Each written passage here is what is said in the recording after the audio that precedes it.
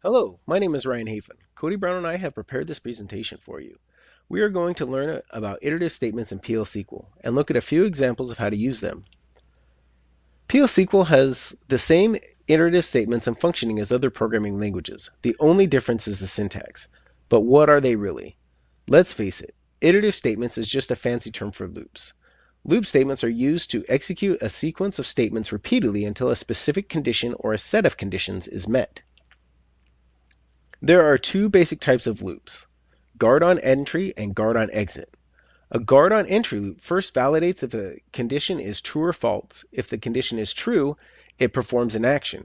If it is false, the loop is exited. A guard on exit loop executes an action first, then validates if the condition is true or false. If the condition is true, the loop is exited. If it is false, the loop will continue. The most basic form of a loop is a simple loop. A simple loop must have an index or counter and an exit statement. This type of loop can use either a guard on entry or a guard on exit condition. It's really up to the programmer. In this example of a simple loop, an index called counter is declared. The loop begins and displays a message with the counter value. Next, the index is incremented by 1. Finally, the guard checks the value of the variable count and will repeat the loop until the count is greater than 9, at which point the loop will exit. A range for loop is a great example of a guard on entry loop. Unlike a simple loop, the for loop manages the loop index and always increments the index by 1 at the end of the loop. The index will run until the loop is outside the given range. Here is an example of a ranged loop.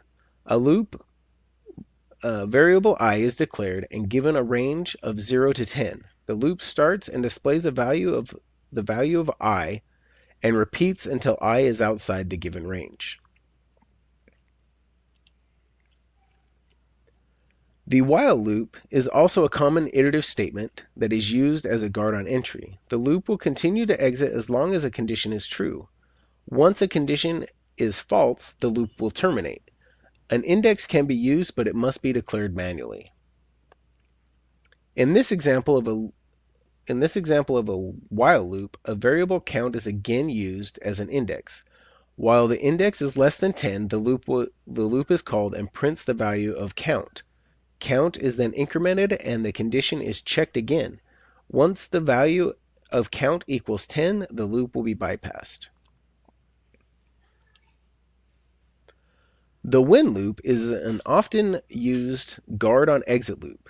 This type of loop will perform an action, then uses the optional when clause of the exit statement to terminate the loop only when the specific condition is met. Here we see the when clause in action. Once again, an index is declared and given a value. Next, the loop starts and performs an action, and then the index is incremented. Finally, the guard is evaluated. If the condition is false, the loop will repeat. If the condition is true, the loop is exited. In this presentation, we have discussed how iterative statements are simple loops. Loops come in many different flavors and can be used interchangeably depending on the desired outcome. We would like to thank you for your time and hope that you have learned as much as we have. Thank you.